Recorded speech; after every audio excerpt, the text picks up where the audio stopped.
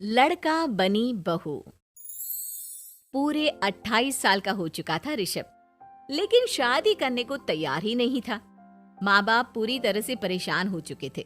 जब भी किसी लड़की का रिश्ता ऋषभ के लिए लेकर आते तो वो शादी करने से साफ मना कर देता, चाहे लड़की कितनी भी सुंदर, कितनी भी अच्छी क्यों ना हो। ऋषभ के माँ बाप को इसकी वजह समझ में नहीं आ रही थी। अरे ऋषभ बेटा, अच्छी खासी नौकरी लग गई है, दिखता भी इतना अच्छा है। आखिर बात क्या है, तुझे शादी क्यों नहीं करनी? देख, तू हमारा इकलौता बेटा है। अगर तू शादी नहीं करेगा तो कैसे काम चलेगा? लेकिन मैं शादी करना ही नहीं चाहता। मुझे कोई लड़की पसंद नहीं आती। अरे बेटा, अगर कोई लड़की तुझे पसंद हो तो उससे शादी कर ले, हमें कोई ऐतराज नहीं है। हाँ ऋषभ बेटा, अब देख, तेरी माँ से भी काम नहीं होता।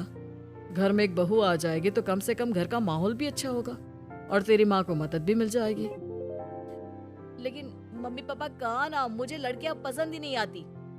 अरे लड़कियां पसंद नहीं आती तो क्या लड़का पसंद आता है? वो तो वक्त आने पर ही पता चलेगा। ऋषभ की बात सुनकर उसके माँ और पापा का सर चकरा जाता है।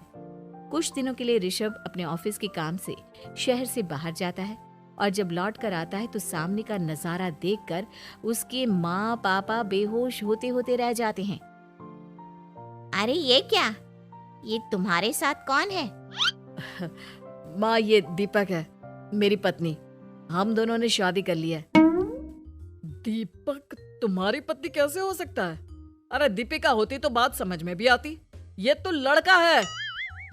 तो क्या हुआ पापा, आजकल तो ये सब फैशन में है और मैंने आपको बताया था कि मुझे लड़कियां पसंद नहीं आती। अरे तो इसका मतलब ये थोड़ी है कि तुम दीपक को दीपिका बनाकर ले आओगे।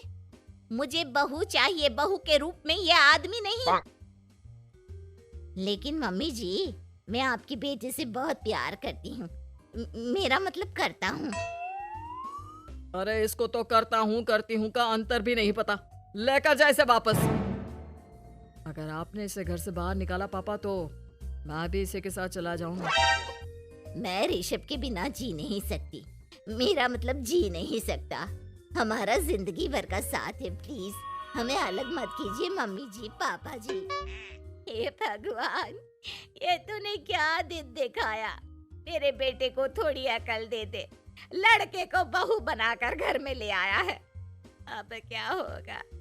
हम दुनिया को क्या मुंह दिखाएंगे? माँ, बेकार में परेशान हो रही हो।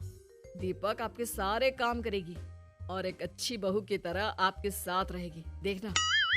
पहले तो खुद तो क्लियर कर ले कि यह कुछ करेगा या करेगी। बाद में हम सोचते हैं कि हम क्या करें। बहू के आने के बाद क्या करते हैं? मुंह दिखाई की रस्म तो आप भी वही कर लीजिए। आप चाहे तो मैं पूरे मोहल्ले में न्योता दे आती हूँ। अरे रहने दे, तेरी वजह से बेइज्जती और ज्यादा होगी। आई बड़ी, अब मेरा मतलब है आया बड़ा न्योता देने वाला। अगले दिन सुबह के वक्त दीपक बड़ी नजाकत से चलता हुआ सबके लिए चाय बनाकर सुबह सुबह बालकनी में आ जाता है। प्रणाम मम्मी जी, प्रणाम पापा जी। ये देखिए, चाय बिल्कुल आपकी पसंद की है। मुझे ऋषभ ने सब कुछ बता दिया था कि आपको क्या क्या पसंद है। हे भगवान, ये सब क्या हो रहा है? ये क्या नौटंकी है? नौटंकी कहाँ है? माँ देखिए तो, मेरा दीपक आपका कितना ख्याल रख रहा है। लाओ, अब जो भी है, जैसे भी है, चाय पियेंगे ही सही। थोड़ी देर के बाद, वैसे दीपक, चाय तो तुमने बहुत अच्छी बनाई है। चलो, कुछ तो अच्छा हुआ। अगले दिन, अजी सुनते हैं, आज पैरों में बड़ा दर्द हो रहा है। लग रहा है घुटनों में फिर से कुछ न कुछ प्रॉब्लम हो रही है। डॉक्टर ने वो दवाई दी थी, उसकी मालिश करो ना अपने घुटनों पर, आराम मिल जाएगा। वो क्या है ना, खुद के हाथों से ठीक से मालिश नहीं हो पाती। अरे मम्मी जी, आपको परेशान होने की क्या जरूरत है? मैं हूँ ना, लाइए, मैं आपके पैरों पर मालिश कर देता हूँ। मेरा मतलब कर देती हूँ। अरे रहने दे, रहने दे। घर में बहू होती तो सेवा करती, यहाँ तो आदमी बहू बनकर बैठा हुआ है। मम्मी जी नाराज मत होइए, एक बार मुझे मौका तो दीजिए आपकी सेवा करने का। अच्छा ठीक है, ये ले दवाई लगा दे। दीपक बहुत अच्छे तरीके से घुटनों की मालिश करता है। थोड़ी देर के बाद इतना आराम मिल रहा है क्या बताऊं, ऐसा लग रहा है मेरे घुटनों में कभी तकलीफ थी ही नहीं। लगता है तुम्हारी लड़का बनी हुई बहू तुम्हें पसंद आने लगी है। ऐसा कुछ भी नहीं है, वो तो बस इतने अच्छे से मालिश की इसलिए मैंने इसकी तारीफ कर दी। मम्मी जी पापा जी आपस में लड़ाई नहीं करते। अच्छा आप ये बताइए शाम के खाने में क्या खाएंगे? पनीर, दाल मखनी, पुलाव, कुछ भी स्पेशल बता दीजिए। अरे भाई ये सारी चीजें मुझे तो खाने में बहुत ही पसंद है। तुम क्या कोई औरत हो जो पनीर दाल मखनी बनाओगी? हाँ, अरे लड़का हो तो लड़के की तरह बिहेव किया करो ना। भले ही मैं लड़का हूँ तो क्या हुआ, अब तो मैं ऋषभ की पत्नी और आपके घर की बहू हूँ, तो मुझे उसी तरह से रहना पड़ेगा ना। अच्छा ठीक है, जो तुम्हें पसंद है बना लो। आदमी रसोई में खाना बनाते हुए कैसे लगते हैं, जरा मैं भी तो देखूं। शाम को दीपक सबके लिए अच्छा सा खाना बनाकर डाइनिंग टेबल पर लगा देता है। ऋषभ ऑफिस से जब लौट कर आता है, सब लोग खाना खाने के लिए बैठ जाते हैं। अरे वाह, क्या गजब का पनीर और दाल मखनी बनाई है। ऐसा जायका तो होटल के खाने में भी नहीं आता। दीपक कितना अच्छा खाना बनाती हो, मेरा मतलब बनाते हो। तुम्हारी इसी अदा की वजह से तो मुझे तुमसे प्यार हो गया। अरे बहुत हो गया, आदमी होकर आदमी से प्यार करते हो। अरे लेकिन कुछ भी कहो, जरा खाना खा कर तो देखो ऋषभ की माँ, मजा आ जाएगा। हाँ वैसे बात तो आपकी सही है, खाना तो वाकई में लाजवाब है। इतना स्वादिष्ट पनीर तो मैंने अपनी जिंदगी में नहीं खाया। कितना अच्छा होता अगर ये दीपिका होती।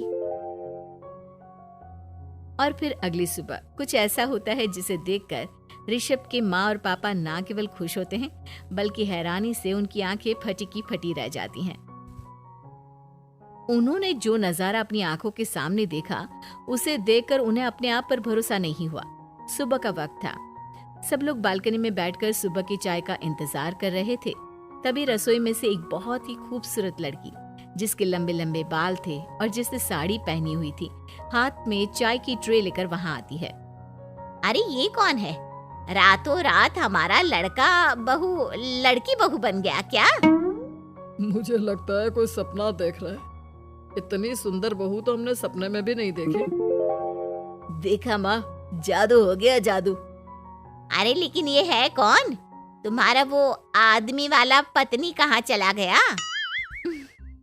आपने मुझे पहचाना नहीं? मैं दीपक नहीं दीपिका हूँ। इतने दिन से लड़के के कपड़े पहनकर आपके घर में आपकी बहू बनी हुई थी। माँ ये दीपक नहीं, दरअसल ये दीपिका थी, लेकिन इसे लड़कों की तरह रहने का शौक था और इसे लड़की की तरह रहना मंजूर नहीं था, इसलिए मैं इसे लड़के के रूप में आपकी बहू बनाकर यहाँ ले आया। तो फिर अचानक ये उसका हृदय परिवर्तन और रूप परिवर्तन कैसे हो गया? वो क्या है ना, मुझे बाद में एहसास हुआ कि आप लोग इस बात को लेकर बहुत दुखी हैं कि आपकी बेटी ने एक लड़की के साथ शादी की है, इसलिए मैं अपने असली रूप में वापस आ गई। हमने कोई पुण्य कर्म किए होंगे जो तुम्हारे जैसा, मेरा मतलब तुम्हारे जैसी बहू मिली, इतनी खूबसूरत और इतना ख्याल रखने वाली। भला हो भगवान का कि हमें लड़की बहू मिली है, लड़का बहू नहीं।